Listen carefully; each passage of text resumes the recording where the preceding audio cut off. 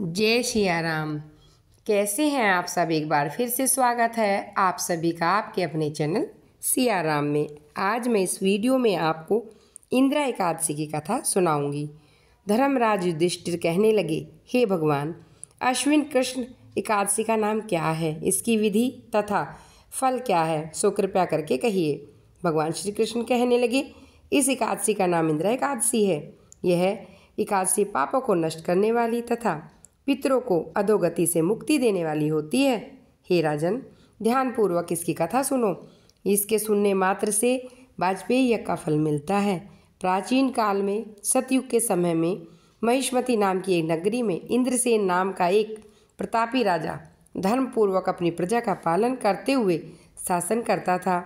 वह राजा पुत्र पौत्र और धन आदि से संपन्न और विष्णु का परम भक्त था।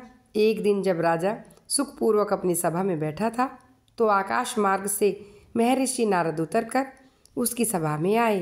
राजा उन्हें देखते ही हाथ जोड़कर खड़े हो गए और विधिपूर्वक आसन व अर्घ्य दिया। सुख से बैठकर मुनि ने राजा से पूछा, हे राजन, आपके सातों अंग कुशल पूर्वक हैं, तुम्हारी बुद्धि धर्म और तुम्हारा मन विष्णु भक्ति में रहता है। देव ऋषि नारद की ऐसी बातें सुनकर राजा ने कहा, हे महर्षि, आपकी कृपा से मेरे राज्य में सब कुछ कुशल है तथा मेरे यहाँ यज्ञ सब होते रहते हैं। आप कृपया करके आप अपने आगमन का कारण बताइए। तब ऋषि कहने लगे, हे राजन, आप आश्चर्य देने वाले मेरे वचनों को सुनो।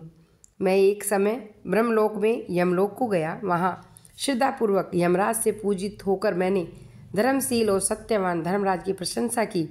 उसी यमराज की सभा में महान ज्ञानी और धर्मात्मा तुम्हारे पिता को एकादशी का व्रत भंग होने के कारण देखा।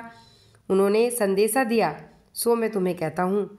उन्होंने कहा, पूर्व जन्म में कोई विघ्न हो जाने के कारण मैं यमराज के निकट रह रहा हूँ।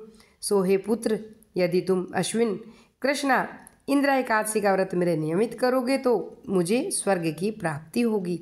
इतना सुनकर राजा कहने लगे, हे महर्षि, आप इस व्रत की विधि मुझसे कहिए।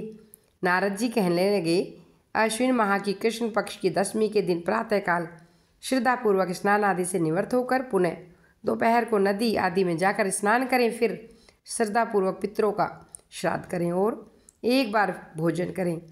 प्रातःकाल होने पर एकादशी के दिन दातून आदि करके स्नान करें। फिर व्रत के नियमों को भक्तिपूर्वक ग्रहण करते हुए प्रतिज्ञा करें कि मैं आज संपूर्ण भोगों को त्याग कर निराहार एकादशी का व्रत करूँगा।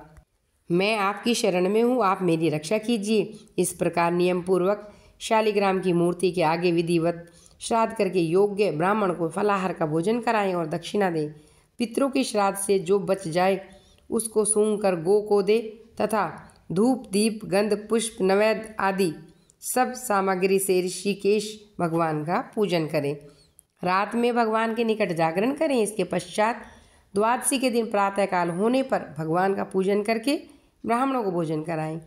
भाई बंधुओं स्त्री पुत्र आदि सभी मौन रहकर भोजन करें।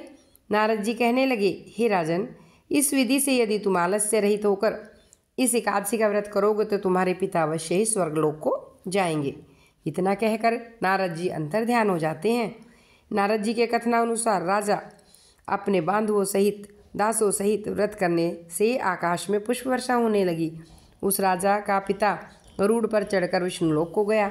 राजा इंद्रसेन भी एकादशी के व्रत के प्रभाव से निष्कंटक राज्य करके अंत में अपने पुत्र को सिंहासन पर बैठाकर स्वर्गलोक को चले गए। हे युधिष्ठिर, यह इंदिरा एकादशी के व्रत का महात्म्य मैंने तुमसे कहा। इसके पढ़ने और सुनने से मनुष्य सब पापों से छूट जाते हैं और सब प्रकार के भोगों को भोग कर वैकुंठ को प्राप्त होते हैं। व्यास माता की जय। भक्तों, ये थी इंदिरा एकादशी की कथा। आपको मेरी वीडियो कैसी लगती है आप मुझे कमेंट बॉक्स में लिखकर अवश्य बताइए।